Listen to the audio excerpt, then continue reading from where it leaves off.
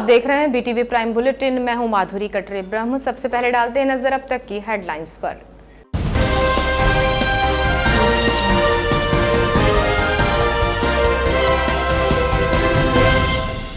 यात्री बस और कार में जबरदस्त भिड़ंत। सालेटेका नेवर गांव के बीच हुआ हादसा। भीषण हादसे में कार के उड़े पर खच्चे कार चालक ने मौके पर तोड़ा दम। दुर्घटना के बाद खेत में उतर गई बस। सभी यात्री सुरक्षित। हादसे के बाद मौके पर लगी लोगों की भारी भीड़।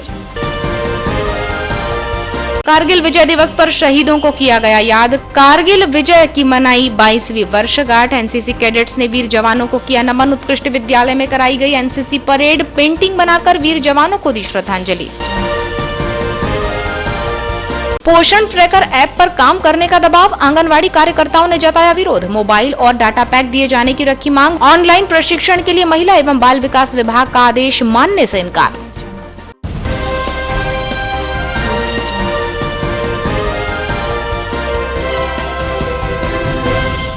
अब समाचार विस्तार से।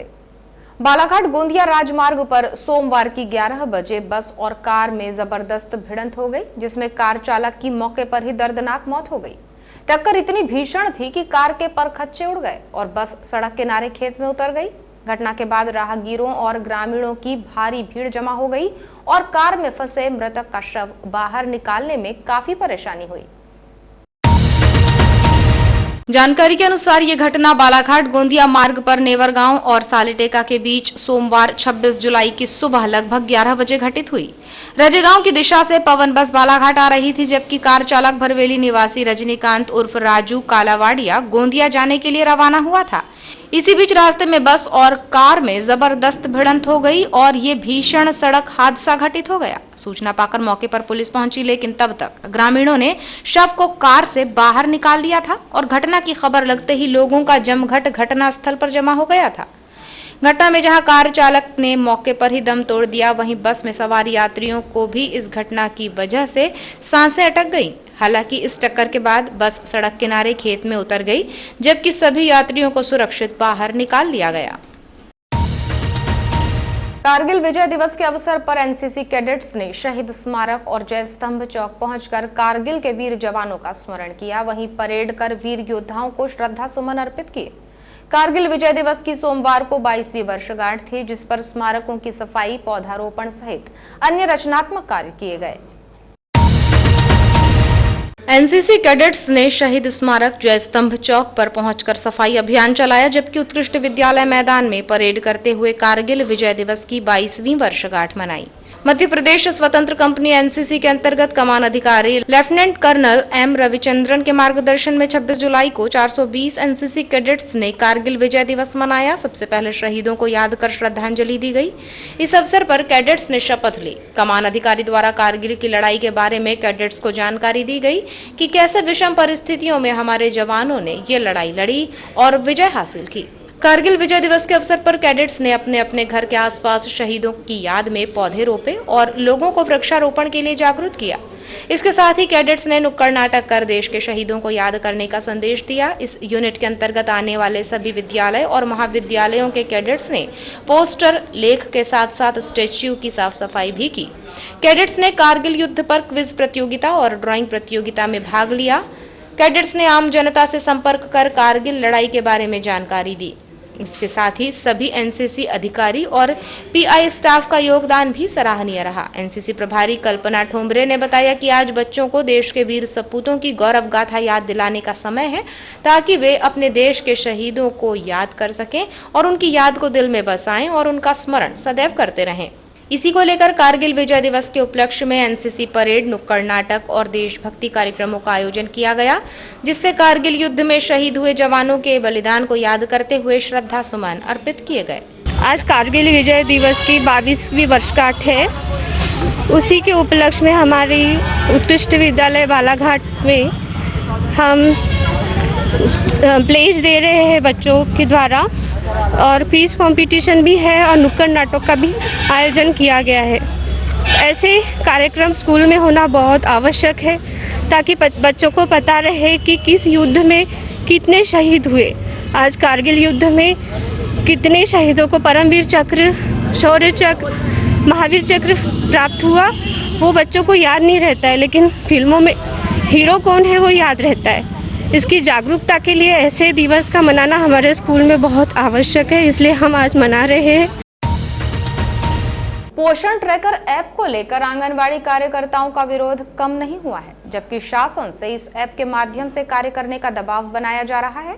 बीते दिनों कोर्ट के आदेश के बाद प्रक्रिया पर विराम लगा था और अब ये पुनः प्रारंभ हो गई है, जिसका विरोध करते हुए आंगनवाड़ी कार्यकर्ताओं ने ज्ञापन सौंपा। सोमवार को अपनी समस्याएं लेकर कलेक्ट्रेट पहुंची आंगनवाड़ी कार्यकर्ताओं ने बताया कि बीते दिनों पोषण ट्रैकर ऐप को लेकर कोर्ट ने आदेश दिया था, जिसमें शासन को इस ऐप के माध्यम से कार्य करवाने पर सिम, मोबाइल, डाटा पैक सहित अन्य प्रमुख बातें थीं।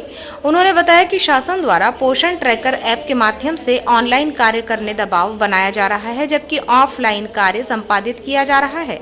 ऐसे में उन्होंने ज्ञापन सौंपकर परेशानियों को गिनाते हुए कहा कि वे किसी भी सूरत में इस ऐप के माध्यम से ऑनलाइन कार्य नहीं करना चाहते हैं। बुलंद आवाज नारी संगठन के अध्यक्ष योगिता कावड़े ने बताया कि महिला एवं बाल विकास विभाग द्वारा ऐप पर कार्य करने के लिए प्रशिक्षण लेने का दबाव बनाया जा रहा है, जबकि शासन अगर मोबाइल डाटा पैक दे रही है तो ही वे कार्य कर सकते हैं, वरना नहीं। आज हम लोग कलेक्टर कार्यालय इसलिए पहुंचे हैं कि जो पोषण ट्रैकर ऐप लॉगिंग ऑनलाइन काफ़ी दिनों से हम लोगों का चल रहा है। 17/6/2021 को माननीय उच्च न्यायालय जबलपुर हाईकोर्ट से हम लोगों को याचिका पे स्टे मिल चुका है कि जब तक विभाग हमें mobile, SIM, data, net pack उपलब्ध नहीं कराता तब तक हम लोगों से पोषण ट्रैकर ऐप पे कोई भी प्रशिक्षण ना लिया जाए। और आज भी हमारा केस माननीय उच्च न्यायालय पे याचिका है और हमारी आयुक्त मैडम भोपाल की लगातार पेशी कर रही है। फिर भी हमको विभाग के द्वारा इतना दबाव दिया जा रहा है कि प्रशिक्षण करना है और सुपरवाइजर मैडम के द्वारा आम कार्यकर्ताओं को लेकर बहुत प्रेशर बनाया जा रहा है, जिससे हमारा मानसिक संतुलन खराब हो रहा है। और वैसे भी हमारे पास फ़ोन की सुविधा तो बिल्कुल नहीं है, क्योंकि हमारे बच्चों की ऑनलाइन क्लासेस चालू हो गई है, तो हम फ़ोन तो विभाग में बिल्कुल यूज़ नहीं कर सकते। अगर ये हमसे पोषण ट्रैकर ऐप लॉगिंग करवाना चाहते हैं तो विभाग हमें जल्द mobile, SIM card, data pack, net pack available करे, हम काम करने तैयार हैं। तो अभी क्या कर रहे हैं? अभी फिर काम कर रहे हैं, नहीं कर रहे हैं? नहीं, हम लोग काम तो हमारा जारी है, पर हमारा काम ऑफलाइन जारी है। जो लगातार हमारा ऑफलाइन काम लगातार कंटिन्यू जो जारी है वो आज भी हमारे केंद्र संचालित है, सारी गतिविधि जारी है, पर हम ऑनलाइन करने में असुविधा है क्योंकि हमारे पास खुद के फ़ोन नहीं है। और अगर खुद के फ़ोन है तो हमारे बच्चों के लिए हमें घर पे छोड़ना पड़ता है, जो हर क्लासेस ऑनलाइन चल रही है। मेडिकल प्रवेश परीक्षा नीट में ओबीसी वर्ग के कोटे का आरक्षण शून्य किए जाने के विरोध में राष्ट्रीय पिछड़ा वर्ग मोर्चा ने आवाज उठाई है। उनका मानना है कि ऐसा होने पर गरीब वर्ग के छात्रों को इसका लाभ नहीं मिलेगा। सरकार का ये निर्णय छात्रों का भविष्य बर्बाद कर रहा है।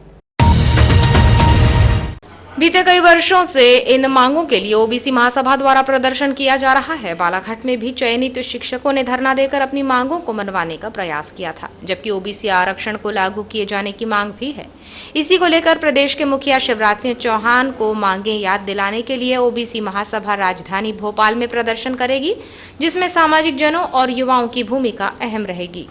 लोधी महासभा अध्यक्ष सौरभ लोधी ने कहा कि भाजपा सरकार ओबीसी विरोधी है और अब भोपाल में प्रदर्शन कर अपनी मांगे मनवाने का प्रयास किया जाएगा। उन्होंने कहा कि बालाघाट से भी बड़ी संख्या में लोग इस प्रदर्शन में शामिल होने रवाना होंगे। बालाघाट ओबीसी महासभा के नेतृत्व में संपूर्ण मध्य प्रदेश से ओबीसी महासभा के हजारों कार्यकर्ता मध्य प्रदेश के सीएम मुख्यमंत्री शिवराज सिंह चौहान जी के आवास का घेराव करने पहुंच रहे। कारण यह है कि विगत लगभग 17 साल से मध्य प्रदेश में भाजपा की सरकार है, किंतु इन 17 सालों में मध्य प्रदेश की भाजपा सरकार का जो रवैया रहा है वो ओबीसी विरोधी रहा है। आपको बता दूं कि लगभग 3 वर्ष बीत गए, चयनित शिक्षक संगठन के अभ्यर्थियों ने परीक्षा दी थी, उनका रिजल्ट घोषित हो गया, सत्यापन हो गया, पर उनको ज्वाइनिंग नहीं दे रहे। आपको जानकारी कि विगत 2020 में भी हमारे द्वारा बालाघाट जिला मुख्यालय में बहुत बड़ा आंदोलन किया गया था चयनित शिक्षक संघ की मांगों को लेकर, ओबीसी आरक्षण को लेकर। ऐसे कई बिंदुओं पर मध्य प्रदेश सरकार ने किसी भी प्रकार का ध्यान नहीं दिया। और अब चलते चलते डालते हैं नजर हेडलाइंस पर।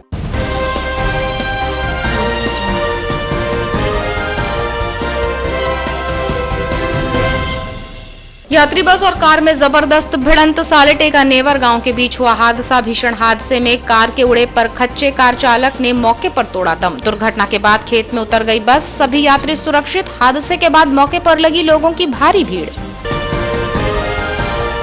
कारगिल विजय दिवस पर शहीदों को किया गया याद। कारगिल विजय की मनाई 22वीं वर्षगांठ। एनसीसी कैडेट्स ने वीर जवानों को किया नमन। उत्कृष्ट विद्यालय में कराई गई एनसीसी परेड। पेंटिंग बनाकर वीर जवानों को दी श्रद्धांजलि। पोषण ट्रैकर ऐप पर काम करने का दबाव। आंगनवाड़ी कार्यकर्ताओं ने जताया विरोध। मोबाइल और डाटा पैक दिए जाने की रखी मांग। ऑनलाइन प्रशिक्षण के लिए महिला एवं बाल विकास विभाग का आदेश मानने से इनकार।